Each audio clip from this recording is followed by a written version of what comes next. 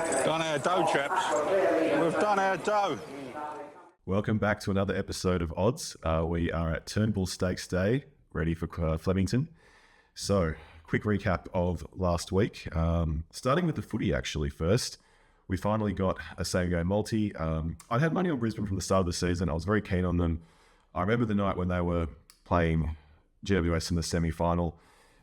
I didn't want to watch it because I was so sad that this team that was sort of had that destiny element about them was potentially going to lose in this away from home. When they were down by 44 points, I'm in some way I believe, but in another way I thought, gee, is this how it's going to end? And I didn't want to watch it, and I was just checking results. And when they did come back, when they were a goal or two behind, I was just thinking, if they win this, they're going to go all the way. Like if they can get over this massive hurdle and feel like they've snatched victory from the jaws of defeat, they will go all the way. And then they ended up doing it, but it was against, during the Geelong game, I thought, no, maybe I was wrong. This is not going to happen. So it was great that they did in the end. It was great to get that multi. It was good that we went basic, just, Brisbane with the 15.5 point head start, Papley a goal, which was lucky because, Sydney barely kicked any goals between them all. So it was another repeat, 2022 all over again for them. But it was great to see Brisbane just break the shackles and play the best game they probably had played overall. Well, maybe for the season, but especially away from home. So yes, our led 20, got back 41. That was great. On the races, we basically broke exactly even. We won 69 cents. It was pretty just small returns. Stolly Volley was good in winning at odds when Gallant Sun was the favourite, but got beaten. We had a few like gumdrops, Sway, Marble 9, nothing. Pride of Jenny was good. Leaders of Moonee Valley, beautiful. Anisa was scratched. Z-Ton was a good fourth. Henline was a good second, but didn't help us. Anyone who backed Rude Royale for the place did well, getting that third. In the Manicato, I was really keen on Vate, and that was wrong. V8, however they're saying it these days. Wrong about V8, wrong about Hayasugi. We got the Quinella and trifecta with Southport Tycoon. We didn't have Southport Tycoon for the win or each way, which would have been great, but it definitely was over the odds. Certainly a good speed, and Growing Empire probably hitting the lead or really forging a break too early helped it. But yeah, very good horse over the odds. So we got money back on the Quinellas and trifectas. And then in Sydney on Saturday, not too much. We had Punch Lane for the win at good odds, $13 that ran second. So that was sort of close. We got a little bit of win back on Perspiration, only a 33-cent bonus bet, but still that helped. So yeah, overall got back $50.69 for 50 outlay. So racing overall for the season up to 15 weeks, we are up $190, 25% return on sport, which is probably AFL, up 21%, around about $63 overall. And then overall profit ratio of up 24%. So the goal is to keep it going over these weeks ahead. So starting with Sydney this time for a change. So since there's so many good races to bet on, race 1 will be a skip. Just couldn't fit that one in. Race 2, the Breeders' played over 1,000 metres, a lot of first starters. Tuscany's a big favourite. It was a good trial win, but these races are pretty open. I'm keen on King Kirk only because the trial was good. It got to the lead and sort of wasn't fully pushed out. And I do like anything out of Ole Kirk. I think that was a very talented horse. In general, I really think Ole Kirk, there'll be a new crop coming through. But anything out of Trapeze Artist, I'm very keen on. I think that was a much better horse than I realised at the time. So I've seen a few out of Trapeze Artist running. So that's just a note for anyone sort of betting. But yeah, I'll have something each way on King Kirk. Otherwise, I think that race, I didn't have a lot of insights. Race 3, the Gimcrack Stakes, 1,000 metres, Group 3 fillies. Again, a lot of first starters. Another out of Ole Kirk, Ole. Nice name. This one's a bit tricky too. I wanted to point out a good name alert, number 14, voting rights. The dam is Susan B. Anthony, who was a suffragette. So very nice there. That's also good odds at 26-1. Pretty tough race. I didn't mind Fairy Steps just because it had a nice second in its trial out of Brazen Bow, which I also rate, and Barrier 1 and ridden by Craig Williams. So that seemed like a nice little package there. But I mean, you can make a case for Memo, I mean, you may go through anything, but you make a sort of a better case for Memo, Scrumptious, Voting Rights, Tupakara. I'm just going to keep it simple. I'll just have something on Ferry Steps, and then a Quinella for Ferry Steps number 5, OLA number 9, 12 Scrumptious, 14 Voting Rights, 15 Tupakara, and just see how that unfolds. Race 4, I liked Depth of Character last time at Caulfield, but I ran 7th, so nothing super special. That was a good field and probably wasn't, coming from 10th, it probably wasn't going to get there in the end, but I'll back that again today. I think that those, it's a sort of a horse I want to be on when it does win, when that is. Just Party, form's been solid, good second favourite. I'm not as keen on Swift Falcon. I'd like to see that back up the win from Flemington in Sydney, which it may do. Quite like number 10, Pleasure Artists. I think the win at Kembla Grange was really good, and I like that they're stepping up straight from that maiden into this, and it's a trapeze artist, as we've mentioned, so I like that too. So I'll have something on Depth of Character each way, something for the place on Pleasure Artist at 5s. For the place, it's $23 for the win, and a Quinella for 1, 2, and 10. Depth of Character, Just Party, and Pleasure Artist. Race 4 is a rating 94 race. This one's pretty open. I know that Chicken Mojito is the favourite at 270 because it's been running in better races. I would probably look at this and say, okay, a lot of these are run-on horses. Who's going to get a really good run? Probably Overriding. Number 8 will go sort of straight to the front, might sit 4th or 5th, but from barrier 3, should get a really sort of good run. There might not be a lot of speed to run on. That might just, make ground steadily in the straight and end up winning or running a place. Ducasse is a high class horse in terms of this race. Probably isn't as suited on a dry track, but I'd be watching that at $15. St. Lawrence has been up for a long time. Number 5, don't know what to make of it exactly. And then things like Benno and Cafe Millennium. Benno's 100 to 1. Cafe Millennium's only 16. Little Mix at 34. They'll all be sort of running on. Benno could run into a place at $18 for the place.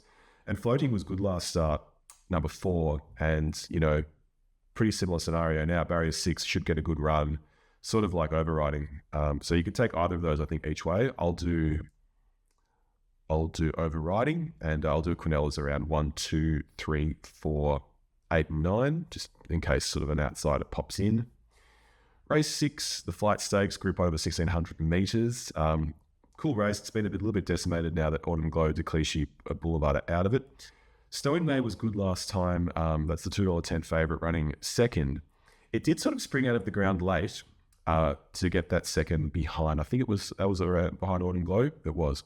And it was $14 there, so it wasn't sort of like a favourite running a really good race. It might have just been, a good performance, then it might not be able to back it up. So I'm not as keen on the 210. I think that small fields can be problematic, especially now setting up to 600 metres. A lot of these horses might not have shown that improvement already, and then they might be ready to show it now. So Lazura out of the Chris Waller team, that's probably at $5 a bit over the odds. I like Lady Shenandoah. I think the win was good last time, and I'm just going to stick with that at $3.30, and hopefully, if it runs a place and get bonus bets back. And I don't mind Miss Buslinger. I think that's been, it's had 7 starts for just 1 win. They've been running it in races of a better grade than what it sort of could have probably run in, but I think that that's something that is just over the odds and will bob up at some stage. So probably some sort of trifecta with Lady Shenandoah number 4 and Miss Buslinger number 6 to Rove, and then maybe Snow in May and Lazura 2 and 3 to sort of fill the other placing. That might be what I go for. And yeah, I'll be keen to take on Snow in May just in that small field. Lazura might win there. Race 7, Premier Stakes Group 2. This is interesting. Giga Kick was a bit flat first up, and they've trialled it since. It's $2.30. We're sort of all looking at it and thinking, okay, this is a horse that was just winning Group 1s with ease last prep. It'll get back to that. It'll click into gear. Will it? I mean, maybe not. Think about it. It's got such a good record at the track, such a tough, good horse. I think the first up record, 5 starts for 4 wins and a placing. Can't say anything else about that than other that's great. So Bella Nipotina, on a dry track, I'm sort of a bit less keen. And at this track, it's 8 starts for 1 win and 5 placings. So that's all probably at the top grade, but still, I'm sort of just going to have something to think about it at those odds of 440, and then just sort of watch Giga Kick and Bella Nipotina. It's otherwise you've got a lot of outsiders like Bandy's Boy, Airman, Coal Crusher. It's sort of hard to know. So I'll put this in the interesting race basket. Just have something on think about it. Hope for bonus bets if it can run top 3, and just sort of see what Bella Nipotina and Kick do. All right, getting into the really heady stuff. The race at the Metropolitan. This one, Unusual Legacy is $5. I think that's under the odds in a good big field like this, and it's not. I mean, second last time to Firestorm. Before that, third to Too Much Caviar.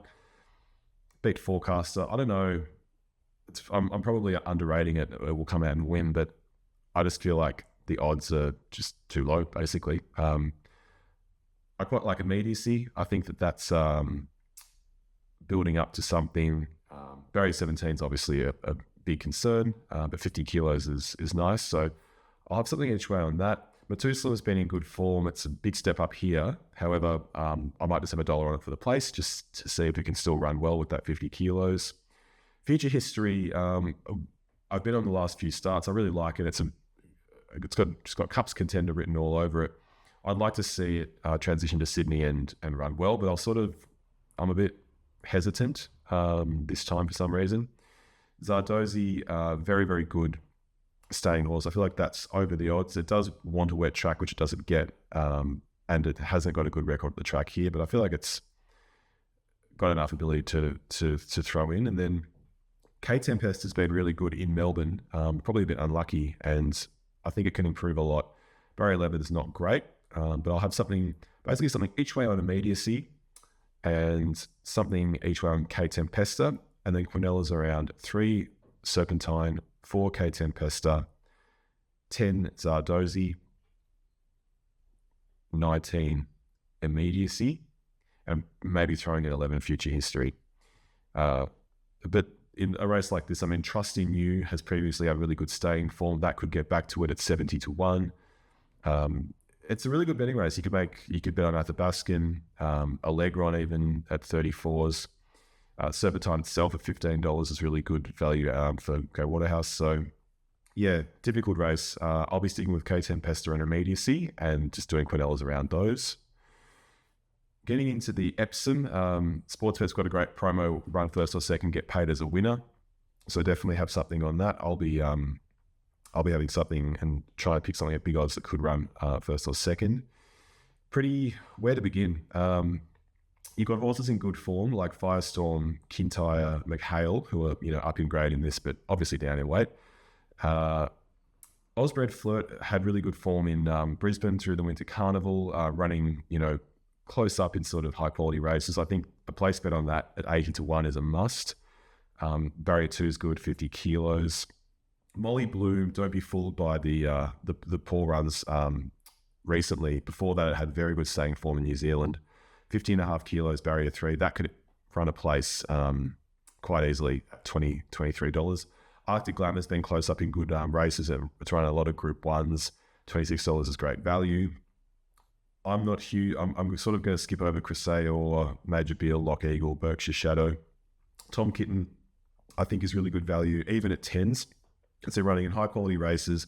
It just wasn't really a run on track last time behind McHale, so that's something I'd sort of forget about a little bit. Barrier 19 is tricky, but it is sort of like the class runner of the race. Cheo Wolf's probably the other class runner of the race. Redina is very good value at 30-1. That has had good wins in the past. It beat Kovalika here. It beat Kovalika in Sydney in general.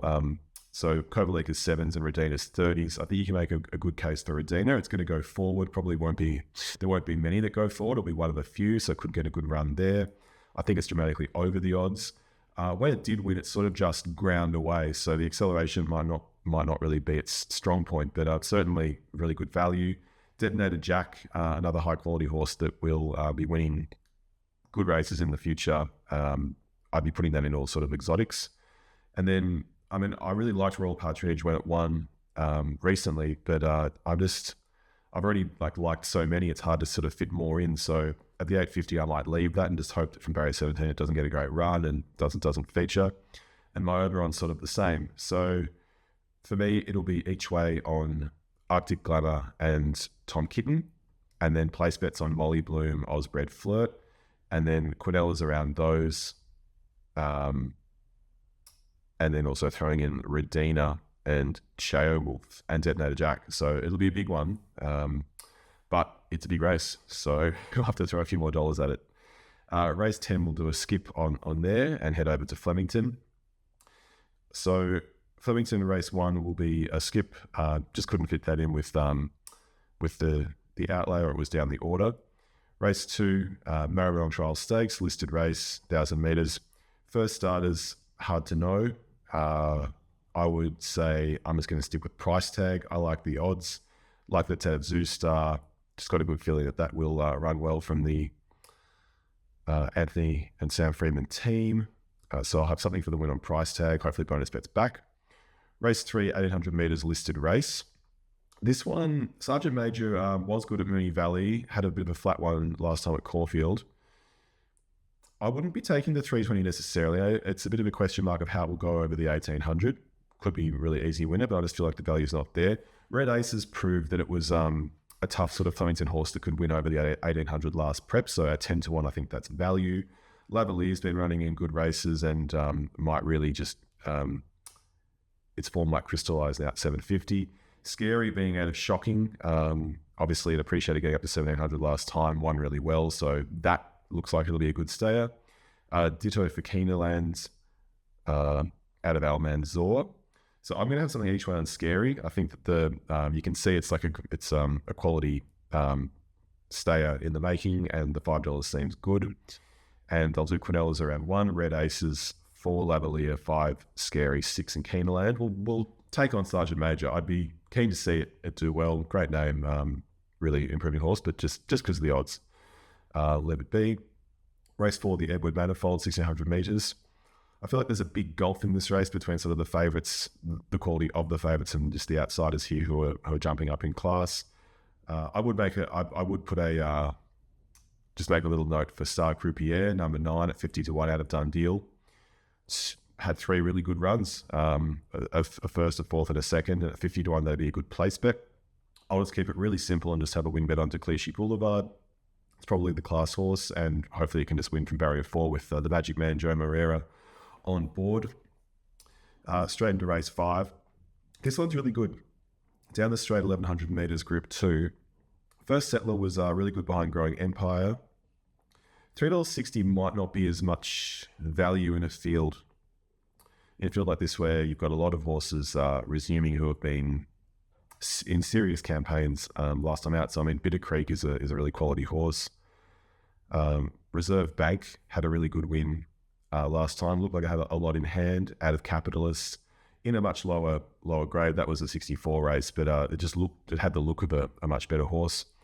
And these you can't really fault. I mean, 7th behind Lady of Camelot in a Group 1 at Rose Hill, 4th behind Hayasugi at Caulfield, won a Group 2 recently, 7th at Doomben. Like, just a high quality horse that was scratched last week and ready for this. So yeah, what to go for? I'll sort of leave First Settler.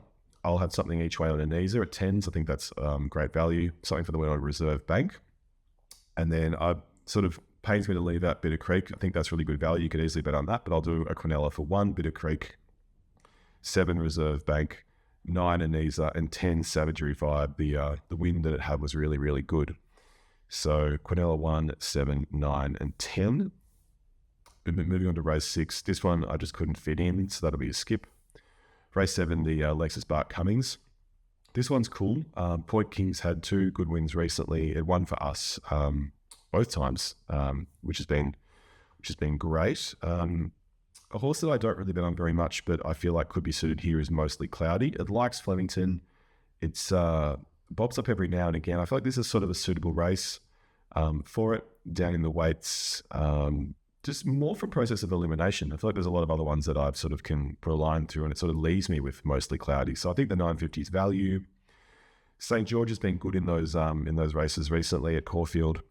Don't know if the 650 is great value for a horse that sort of doesn't seem to win that often. So that's something to be mindful of. I've sort of gone off Berkshire Breeze. I just don't feel like it's the quality horse that maybe I thought it was, but it'll be interesting to see what it does. Mission of Love, I think, is a good place chance at 60 to 1, number 15. So, and also Maharajan number 3, brings over good New Zealand staying form, which I'm always keen on. So Quinella for 3, Marijan, 6 Point King, 9 Mostly Cloudy, 14 St George, 15 Mission of Love. Place song number 3, Marjaran at 50-1, and then each way number 9, Mostly Cloudy at $9.50. Be interesting what Just Fine does. That was a former high-class horse, sort of now just going on under the radar at 20-1. And good old Bound Claire are always trying its best. So that's that. Moving on to the feature of the day, Turnbull Stakes, Group 1. This one, I feel like there's a lot of horses making up the numbers here. I think that a Tissue stands out as being really good value. The form doesn't look very impressive, like, spelled 9th, 6th, but both of those in Group 1s. Really likes Flemington, which is a huge tick. 56 kilos. Mark Zara aboard. I feel like that's over the odds. I'd much rather be on that than Elias. I feel like the Group 3 form there is just not as good. It has to do with barrier 16. The Tissue's been here before. It knows all about this. Warmonger's interesting, but I feel like it'll be better later on. Via Sistina, last time I didn't think it was good value at all on that heavy track at Flemington. And then now we are looking at a totally different situation where it's back to a good track. I feel like it gets up to the distance it wants, 2,000 meters. So I'm saying that that's this time is a real thumbs up, like let's go on that at 440. So that, and then Buckaroo was really good for us last time at 750. The way it ran away with the race, I would say, yeah, the 440 is actually quite good here too. So for me, it would be each way on a Tissue, number 7, and then Quinella's 3 Buckaroo, 4 Via Sistina, 7 a Tissue, and a trifecta, 347 for win, 347 for second, field for third. And yeah, let's just see how that goes, or if anything else can run into a place for third. Race 9, Gilgai Stakes. This one's cool. Arkansas Kid at 650, probably wants a wet track, but has been in really good form lately.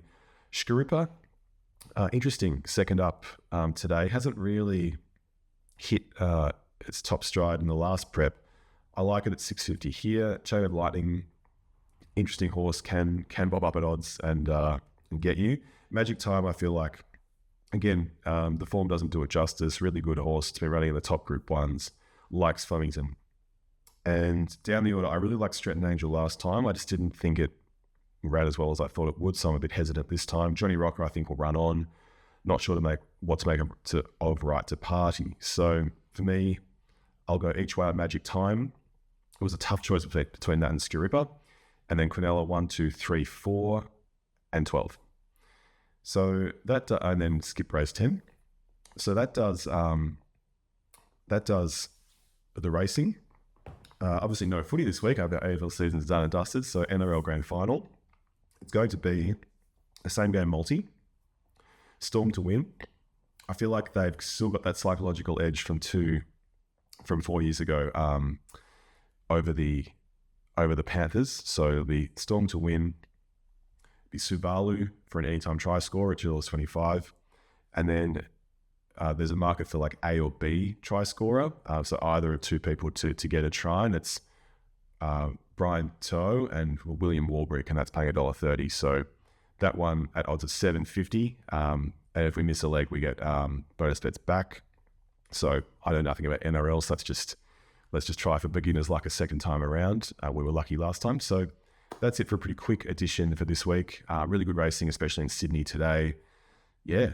Hope you have an excellent day. I'm about to head out there, and it'll be great to see how we go. So best of luck. And then came Sweet Liaison as they turned for home. Jefferson, he's been in front every inch of the way. He's out like 2.